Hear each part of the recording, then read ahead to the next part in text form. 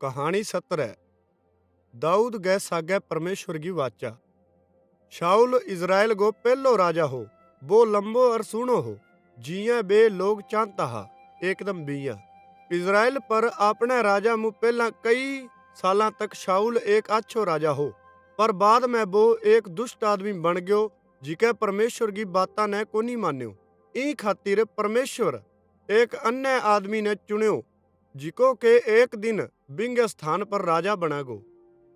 परमेश्वर दाऊद नाम गो एक जवान इजरायली आदमी ने चुनगे एक दिन शाऊल के स्थान पर राजा होने खातिर तैयार करनो शुरू करो।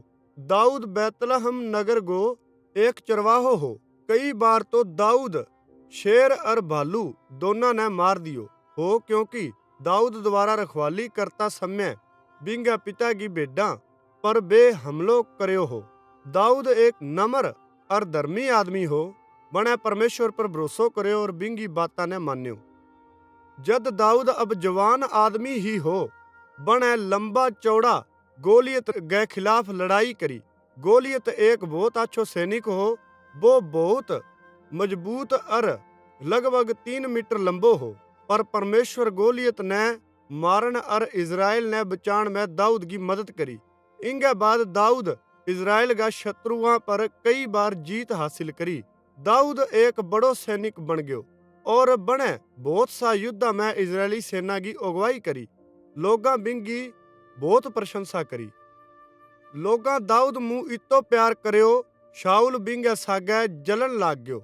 बाद में शाऊल बने मारनो चाहतो हो, ई खातिर दाऊद बीमू और बिंगे सैनिका मुँह छिपण खातिर जंगल में भाज गयो। एक दिन जद शाऊल और बिंगा सैनिक दाऊद की खोज में हा, तो शाऊल एक गुफा में गयो और वो ही गुफा ही जिंगा मां दाऊद छिपड़ो हो। पर शाऊल बिने कोनी देखो। दाऊद शाऊल के पीछे बिंगा बहुत नजदीक चलो गयो और बिंगा कपड़ा मुंह एक टुकड़ो काट लियो। बाद में जद शाऊल भी गुफा मुंह निकलियो, तो दाऊद शाऊल ने पुकार के भी पकड़ा होया कपड़ा ने दिखायो। ई तरिया शाऊल जान गयो दाऊद राजा बनने खातिर बिना मारन मुँह इनकार कर दियो है। कुछ समय के बाद शाऊल युद्ध में मर गयो और दाऊद इज़राइल को राजा बन गयो। वो एक अच्छो राजा हो और लोगा बिंगे सागे प्यार राख्यो। परमेश्वर दाऊद ने बरकत दी और बने सफल बनायो। दाऊद कई युद्ध लड़या और परमेश्वर इज़राइल का शत्रुओं ने हरान में बांगी मदद करी।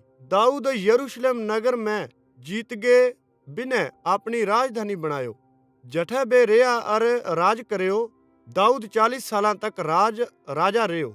ई समय का चालता इज़राइल सामर्थी और धनवान बन गयो।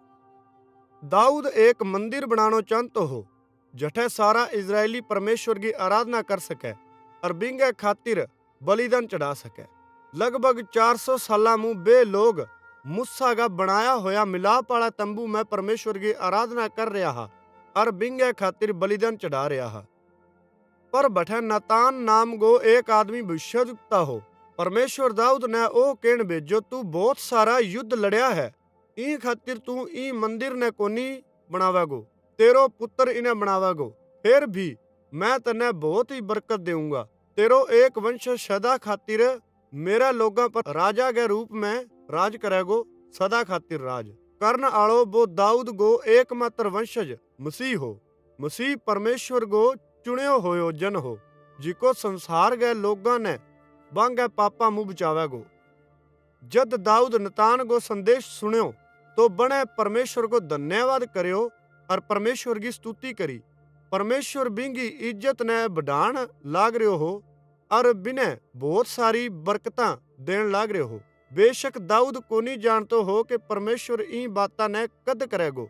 ई समय आपा जाना हा कि इजरायली ने एक लंबे समय तक लगभग 1000 साल तक मसीह के आन को इंतजार करनो है। दाऊद कई साल तक न्यायपूर्वक अपने लोगों पर राज करो। बिने बड़ा विश्वास मुँह परमेश्वर की बाता ने मान्यो और परमेश्वर बिने बरकत दी। बिया भी बने जीवन के अंत में परमेश्वर के खिलाफ भयानक पाप करो हो। एक दिन दाऊद आपके महल मुँह बारे झांक्यो और सूनी स्त्री ने नहाता होया देखो। वो बिने कोनी जानतो हो पर बने पतो लगा लियो कि बिंगो नाम बतशेबा हो। आपकी दृष्टि फेरन के बजाय दाऊद बिने आपके कन्ने लियाण खातिर किने भेज्यो। वो बिंगे सागे सोयो और बिने वापिस घर भेज दियो। थोड़ा समय के बाद बतशेबा ओ के दाऊद कन्ने संदेश भेज्यो कि बा गर्भवती है। बतशेबा के पति को नाम उरिया हो। वो दाऊद का अच्छा सैनिका मुँह एक हो।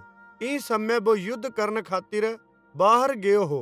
दाऊद उरिया ने युद्ध मुँह वापिस बुलागे बिना आपकी पत्नी सागे रेण खातिर क्यों। पर अन्य सैनिक युद्ध में हा ई खातिर उरिया घर जान ने मना कर दियो। दाऊद उरिया ने वापिस युद्ध में भेज दियो और सैनिक बिने युद्ध में ऐसा स्थान पर रखण खातिर क्यों जठे शत्रु ज्यादा शक्तिशाली होवे ताकि वो मार्यो जावे। तो इया होयो कि उरिया युद्ध में मार्यो गयो।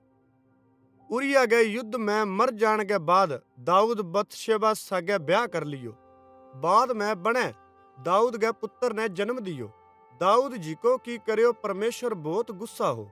ई खातिर परमेश्वर नतान भविष्यद्वक्ता ने दाऊद कने ओ बतान खातिर भेज्यो कि बिंगो पाप कितो बुरो हो।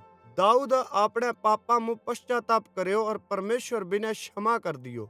अपने बाकी जीवन में अपने बाकी समय में भी दाऊद परमेश्वर के पीछे पीछे चाल्यो और बिंगी बाता मानी। पर दाऊद को बेटो मर गयो। ई तरिया परमेश्वर दाऊद ने सजा दी।